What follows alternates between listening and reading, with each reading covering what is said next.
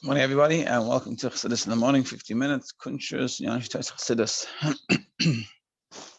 Continuing on in Parak Yud Gimel.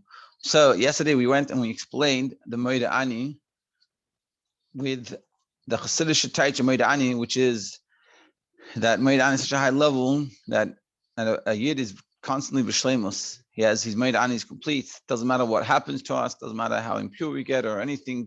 That on a low level, on a Pshat Rabbi Said level, we could become, so to speak, tainted.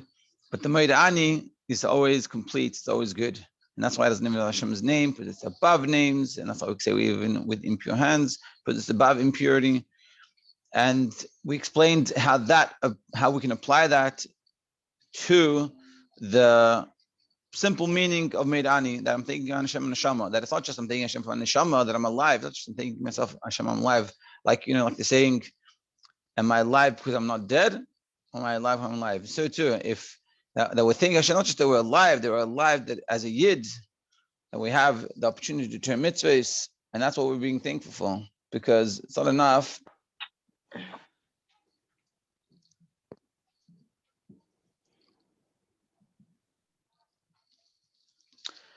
But it's not just that we do Torah mitzvahs. I mean, it's not just that we're alive, but it's alive we're doing Torah mitzvahs.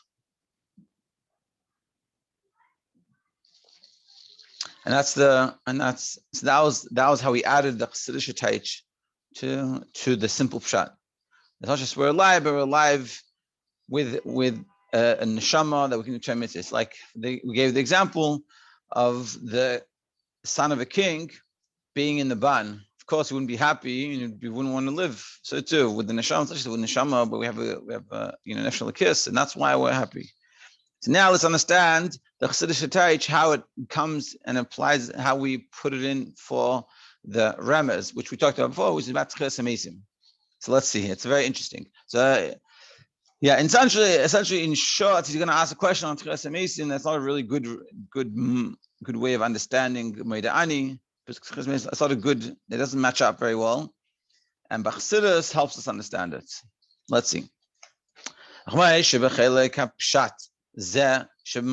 Just like this simple meaning of Modeh Ani. haChassidus meisifa oid pirush. Chassidus is not adding another pirush, another explanation. We didn't add another explanation to the pshat. Noisef ala pirush hapashut.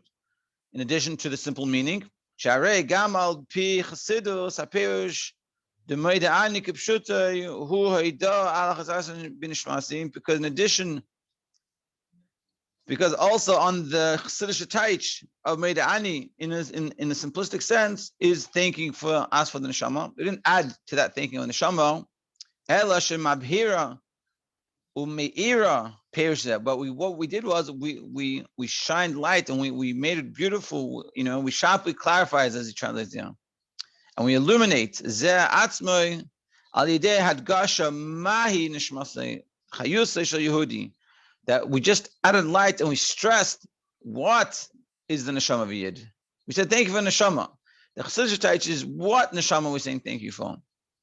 And what are we saying thank you for? Not just that we have a neshama, and not just that we're alive, not just we have a nefesh kiss, but also that we have nefesh kiss that connects to Hashem, like story of Kiss Leplon. That when the Alter gave him the bracha for long life, he said aval onaim v'loy. But he made sure that he said he wanted, but it's not just that he's alive, but he's alive. You can see Eibishter and you can hear Eibishter. So too with the remez of Torah. Hadarush v'Said Modeh Ani, and also Drush and the Said, all those levels, the same thing's going to happen. We're going to take the Modeh Ani. It's not going to add another pirush to those levels, but it's going to show the depth of it, and it's going to make it bright and shine and clear and give it a clarity. Chassidus meira mavhira es apirushim eila atzon. Chassidus takes these same pirushim and it just shines and makes it clear, makes it sharp, makes it illuminated.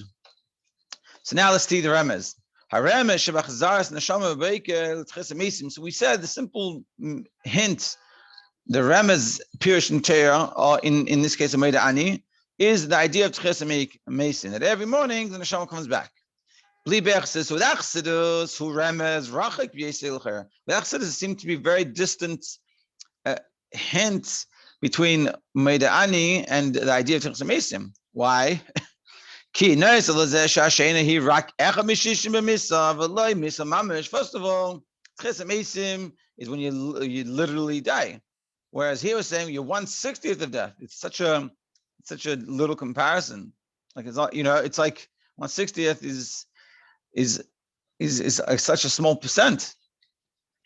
Because the novelty of the neshama coming back after you go to sleep, it's only in the connection with the neshama with the body.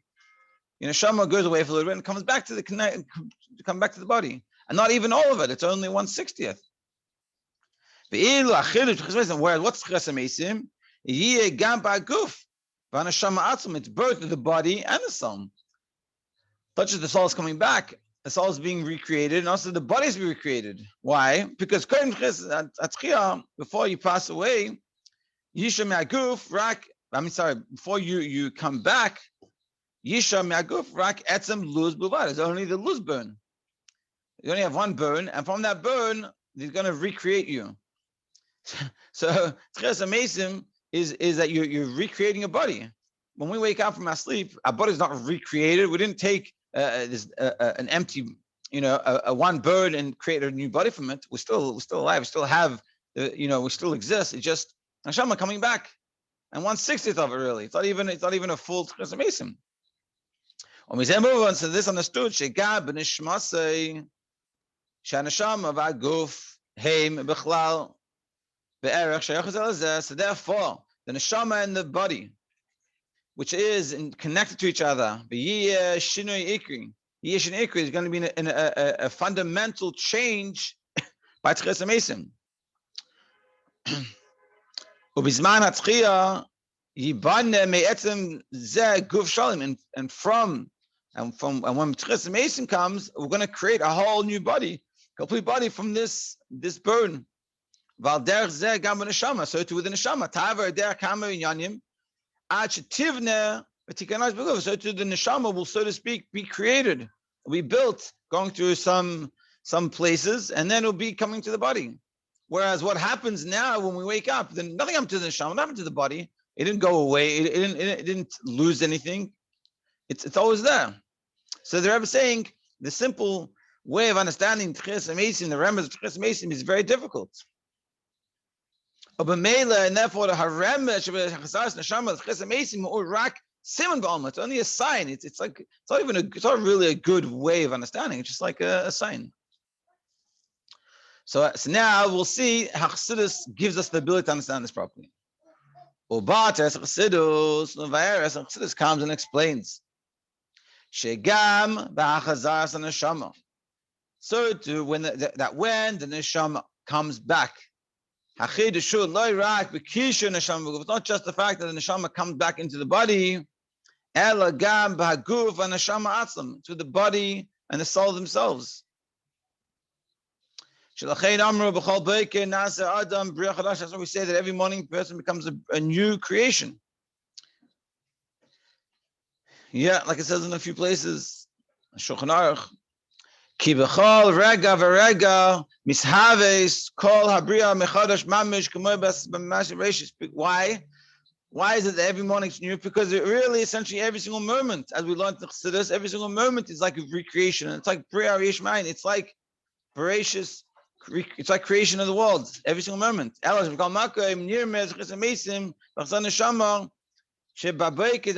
just that in the morning we recognize it with Chassidus. What he's saying essentially it's all the time. But why specifically in the morning is ki bitul v'hisgalus chidush shel bria, because this nullification and this revelation of this idea really expresses itself well. Mishavish tamid an liyesh hu b'chol bekedaf, specifically every morning. This idea of yesh ma'ayin that's happening every single moment is really brought out very nicely in the morning. See? So what we're saying is that every morning, so really every single moment we have yesh ma'ayin, and therefore Chassidus could be understood by every single moment of the day.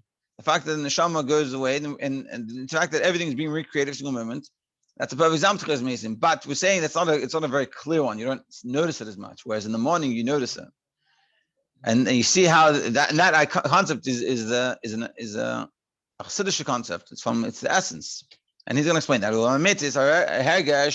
And the true feeling to be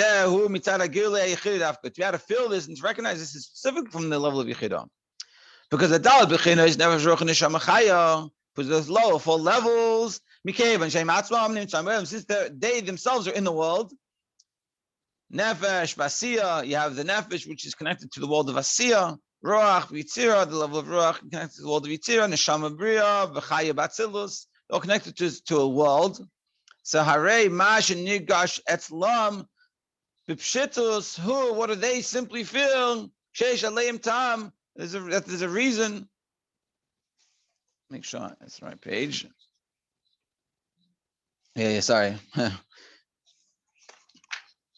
Yeah, Harei Mash and Nigash Etzlam Bipshitus. What they feel like automatically is who Metzius Eilam. They feel the world. But the feeling to be able to have that you don't feel the worlds, there's no real existence. How can that? Where can you get that from? Is and everything is being created from the ultimate nothingness. How do you get to that level? Where do you get that from? That whole concept, it's totally a novel idea. But on the level of Yechidah, which is totally above worlds, it's not in that Tzilus even. So Nigash Etzla bepashtus kol ha'ilmos hein ein ve'efes hamuchlat. V'chol mitziyusam hu chidush gomer shemischadish tamid l'chol rega. But by the level of Yechidah is when this idea is obvious. That's how it feels, and that's why this idea can only come about through Chassidus. But all other levels, they're in a world, and in the world, what do you feel? A world. This exists. Only when you reach the etzem, you feel this feeling of the fact that the world exists is a chiddush, and it's only happening every single moment from nothingness. And that's all he's saying here. So meaning like this, to explain in short, and I'll give a story. In short, he's sort of saying like this. The simple meaning of Tchias HaMeisim is a remez to Modeh Ani. 160 the death. It's not a good. 160 is not very good. 160 the death, and also the real Tchias HaMeisim death versus going to sleep death is incomparable. Tchias HaMeisim, your neshama has to be regenerated, so to speak, and the body for sure. You only have the loose burn. You have one burn, and from that burn you have to make a whole person. When we go to sleep, nothing happens to the neshama. It just goes away, gets refreshed, a little dry cleaning, and the body for sure nothing happens. So al pi pshat, the simple understanding of the Ramez, it's a very distant comparison. But when we understand the Chassidus, which what Chassidus really teaches, Chassidus is coming from the etzem, from the essence, essential level, above the worlds. Whereas one with Hashem, and where it realizes and it sees clearly that the world is being recreated every single moment. And therefore, being that the world is being created every single moment, so every single moment he has this idea of Tchias HaMeisim. That's of course. Modeh Ani just shows it out clearer because of the fact that you go to sleep and you wake up, and it's like this distinction. But only Chassidus can show you this, because Chassidus shows that really the whole world is it comes from the ultimate nothingness, and every single moment you recreated brand new. That's only specific in Chassidus. So it shows again, like we said before, the Chassidus is not adding a pirush, an explanation to the Ramez, but Chassidus is showing the true meaning of the Ramez. Just a quick story to sort of bring out this point, that there was once a Chassid, it could have been a Tan Alter Rebbe or the Mitzvah Rebbe, and then got stuck in a Misnag Shatan for Shabbos, and he came and whatever, he had Shabbos there, and then the Shabbos he was going to go, and he was like thanking everyone, for having me. It was nice, appreciate it. And so one of the guys came to him and he said, "No, so how was?" So especially those the Chassidim are very sharp, and he said, "Yeah, it was great, it was good." So the Misnagid was like, Chassid saying Shabbos in the Misnag Shatan was good. Something doesn't make sense. He goes, "Well, what do you mean?" Like, I'll elaborate. He goes, "Yeah." He goes, the whole Shabbos you're talking about Hashem. It was beautiful. And the guy's like, "Oh, okay, cool." And he went on his way, and Misnag felt good about himself. And then he said, one second. Something doesn't make sense. Chassid giving compliment to Misnagid, I don't know. So he runs after him, and he goes, "What did you mean by that? What do you mean? Talking about God?" So he goes, yeah, very simple. He goes, by me, what do I know? The Eibishter exists. So I'm always wondering whether I exist. All I'm talking about is, do I really exist? Because by you, you know you for sure exist. So the whole time, what are you talking about? Does the Eibishter really exist? And he's like, I get it. So to speak, that Chassid was living on the Yechida. It was obvious Hashem exists. And the whole world being created, like, wow, the world really exists? How? Hashem just made it exist right now. It's my separation just happened. And that's what we're saying. That only comes from the Yechida. And then when you see that, so that helps us understand it's Chesed Mesim. Chesed Mesim is really every single moment. Just the Modeh Ani aspect of it shows us very clearly because of the contrast of what's happening, sleep and waking up. And the practical takeaway is we should live within the moment, recognizing every single moment the world we recreated, and what we did a second ago is not negeya, doesn't affect what we're doing the next second. And unless it's good, and then you should take it. But if not, don't worry about it. Every single moment, it's good. Have a great Shabbos, everybody.